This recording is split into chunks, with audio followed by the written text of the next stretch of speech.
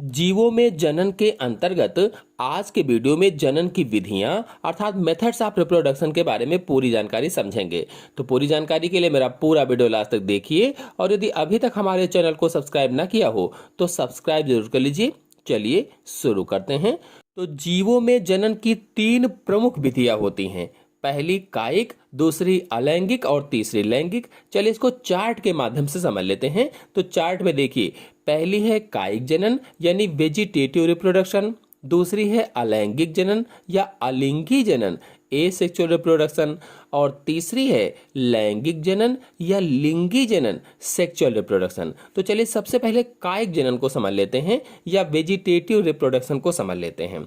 तो देखिए, जब मात्र पौधा होता है, अगर उस मात्र पौधे के किसी भी कायिक भाग से, कहीं से भी किसी भी कायिक भाग से नया पौधा बन जा रहा है तो उसे ही कायिक जनन कहा जाता है। कायिक जनन अथवा ये कह लो कि जो जनक पौधे होते हैं, जनक पौधे के किसी भी अंग से अगर नया पौधा जन्म ले रहा है तो उसे ही कायिक प्रवर्धन कहते हैं। चाहे कायिक प्रवर्धन कहो चाहे कायिक जनन कहो। अब इसको दो भागों में बांटा गया है। जो कायिक जनन है, जो वेजिटेटिव रिप्रोडक्शन है, इसको दो भागों में बांटा गया है। पहला है प्राकृतिक यानी नेचुरल और दूसरा है कृत्रिम यानी आर्टिफिशियल वेजिटेटिव रिप्रोडक्शन। सबसे पहले प्राकृतिक को देखते हैं। देखिए, प्राकृतिक या नेचुरल वेजिटेटिव रिप्रोडक्शन के अंतर्गत कई सारे भाग हैं। जड़ों द्वारा, तनों द्वारा, पत्र प्रकलिकाओं द्वारा, पत्तियों द्वारा। तो सबसे पहले जड़ों द्वारा समझते हैं, बाय रूट्स समझते हैं, यानी वेजिटेटिव प्रोपगेशन बाय रूट्स। तो कुछ पौधों की जड़ों से नए पौधे बन जाते हैं। कुछ ऐसे पौधे होते हैं जिनकी जड़ों से नए पौधों का विकास हो जाता है, नए पौधे बन जाते हैं। जैसे शकरकंद है, सतावर है, डहेलिया है, परवल है आदि की जड़ों पर अनेक वेजिटेटिव बड्स निकल आती हैं और इन्हीं बड्स से नए पौधे जन्म ले लेते हैं। ऐसे ही अगर तनों के द्वारा देखा जाए तो तनों में कई भाग किए गए हैं। कुछ वायवीय तने हैं, कुछ भूमिगत तने हैं, तो कई भाग हैं। तो सबसे पहला है इसमें से प्रकंद या राइजोम। पहला कौन सा है? प्रकंद या राइजोम। इसमें अदरक है, हल्दी है, केली है आदि की पर्व संधियों से कक्षस्थ कलिकाओं के द्वारा नया पौधा बन जाता है। पर्व संधियां होती हैं और इन्हीं पर्व संधियों से या इन्हीं गांठों से कक्षस्थ कलिकाएं जो इसमें पाई जाती हैं वही आगे की ओर बढ़ करके नए पौधे को जन्म देती हैं और ये मिट्टी में समांतर या क्षैतिज वृद्धि करती हैं। समांतर रूप से मिट्टी के या क्षैतिज रूप से वृद्धि करती हैं। फिर अगला है घनकंद या कॉर्म। जो घनकंद है, घनकंद को कॉर्म कहा जाता है। ये मृदा में ऊर्ध्वाधर वृद्धि करती हैं। ऊर्ध्वाधर यानी ऊपर की तरफ वृद्धि करती हैं। जैसे अरवी, जिमीकंद, बंडा और केसर में जो कक्षस्थ कलिकाएं होती हैं, जो एक्सिलरी बड्स होती हैं, इन्हीं से नया पौधा बन जाता है। फिर इसी प्रकार से जो सल्ककंद है या बल्ब कहा जाता है, सल्ककंद को क्या कहते हैं? बल्ब कहते हैं। इसमें प्याज है, लहसुन, लिली, ट्यूलिप, रजनीगंधा आदि में जो तना होता है वो छोटा होता है। तना कैसा? संघनित होता है, छोटा होता है। और सल्क जो पत्र होते हैं, सल्क पत्रों की कक्षस्थ कलिकाएं और अग्रस्थ कलिकाओं से ही नया पौधा बन जाता है। फिर अगला है कंद। कंद को ट्यूबर कहा जाता है। कंद को क्या कहते हैं? ट्यूबर कहते हैं। और इसका प्रमुख उदाहरण आलू है। आलू, और आलू आप सब ने देखा होगा। अर्थात जो आलू होता है ये भूमिगत तने का रूपांतरण होता है या तना होता है, कह लीजिए भूमिगत तना। और आलू पर छोटे छोटे से गड्ढे होते हैं, आपने देखा होगा। उन गड्ढों को आंख कहा जाता है, आंख। और इन्हीं आंखों से कक्षस्थ कलिकाएं जो आंखों में होती हैं, जो एक्सिलरी बड्स होती हैं, उन्हीं से नया पौधा उग आता है, नया पौधा बन जाता है। फिर अगला है अंतःभूस्थारी। इनको सकर्स कहा जाता है। और इसमें मुख्य जो तने होते हैं, भूमिगत तनों से शाखाएं निकलती हैं और वो तिरछी होकर भूमि से बाहर निकलती हैं। भूमिगत तना जो है उसी से शाखाएं निकली और तिरछी होकर बाहर निकलती हैं और कुछ दिनों के बाद मेन पौधे से अलग हो जाती हैं। इस तरह से नया पौधा बन जाता है। जैसे पुदीना है, गुलदावदी है, इनमें सब होता है। पुदीना में अक्सर आपने देखा होगा।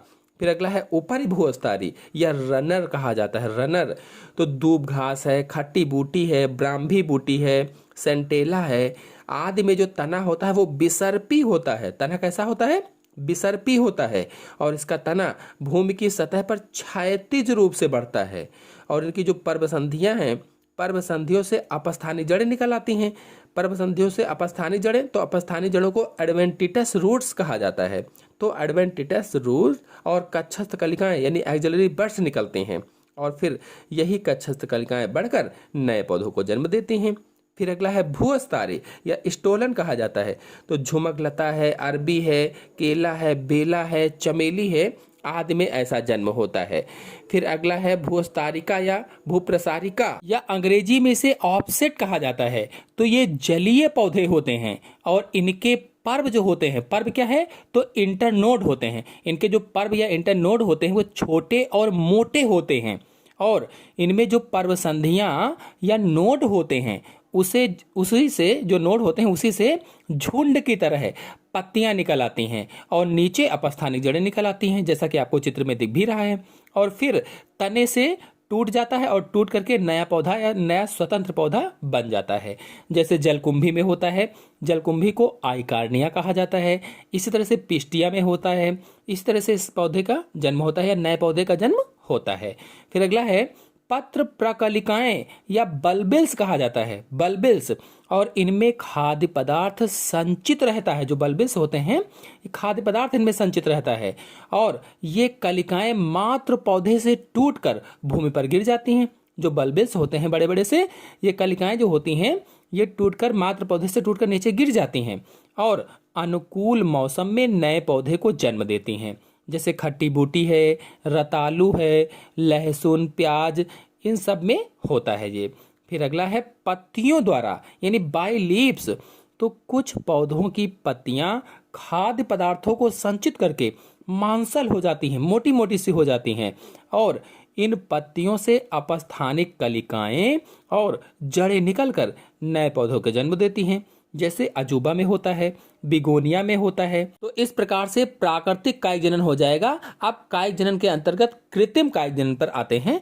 तो जब मानव द्वारा पौधों के कायिक भागों से नए पौधों का जन्म होता है तो उसे ही कृत्रिम कायिक जनन या कृत्रिम कायिक परिवर्धन कहा जाता है।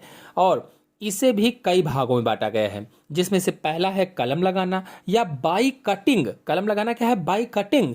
तो गुलाब, गुड़हल, गन्ना, नींबू, अनार, अंगूर, कनेर आदि में तने के छोटे छोटे टुकड़े काटे जाते हैं, और ऐसे टुकड़े जिनमें कलिकाएं हों, कक्षस्थ कलिकाएं हों, तो टुकड़े काटकर मिट्टी में गाड़ दिया जाता है और फिर उसी से नया पौधा बन जाता है। इसी को कलम लगाना या कटिंग कहा जाता है।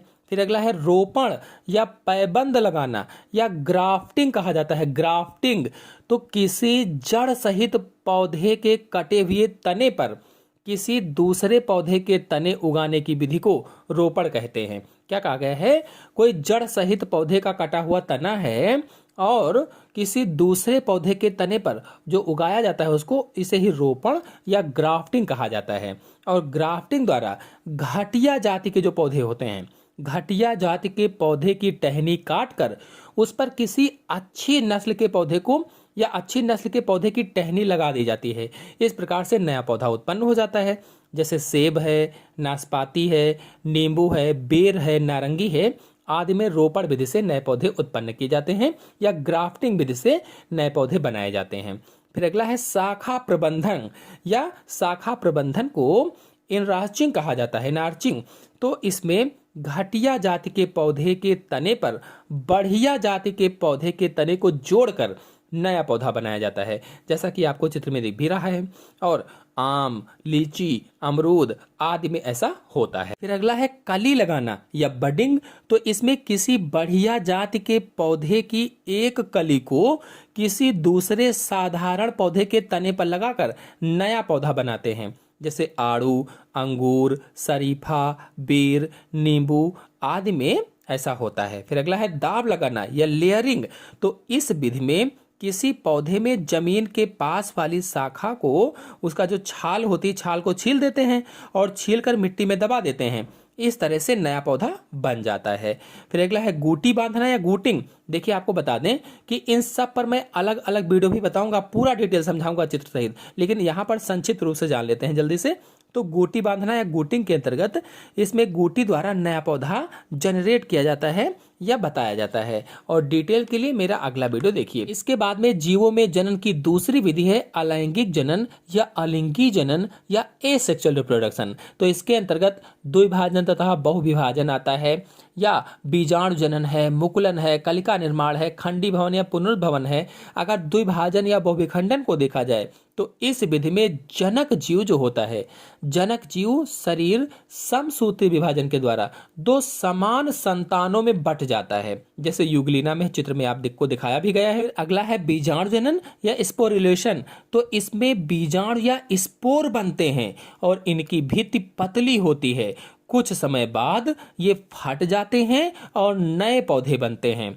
कवक है, शैवाल है, इनमें बीजाणुओं के निर्माण द्वारा नए पौधे उत्पन्न होते हैं, जैसे यूलोथ्रिक्स शैवाल में उत्पन्न होता है। फिर अगला है मुकुलन या बडिंग। तो इस विधि से ईस्ट में जनन होता है। एक मुकुल या बड निकलता है और वो फिर धीरे धीरे करके टूट कर गिर जाता है, उससे नया पौधा बन जाता है, इसे मुकुलन कहते हैं। फिर अगला है कलिका निर्माण या बड फॉर्मेशन। तो कुछ पौधों की पत्तियां या तने जो होते हैं, आगे वाले इनके जो भाग होते हैं, पत्ती और तने के आगे वाले भाग पर कलिका बन जाती है या ग्रेन्यूल्स बन जाते हैं और वह पौधों से अलग होकर के नए पौधों को जन्म देते हैं, जैसे फ्यूनेरिया में होता है। फिर अगला है खंडीभवन या पुनरुद्भवन यानी फ्रेगमेंटेशन या रीजनरेशन। तो इसमें जीव शरीर दो या दो से अधिक खंडों में टूटकर नए जीव को बनाता है, जैसे स्पायरोगायरा है, यूलोथ्रिक्स है, ये बीच से टूट जाते हैं या कई भागों में टूट जाते हैं और सारे नए जीव बन जाते हैं।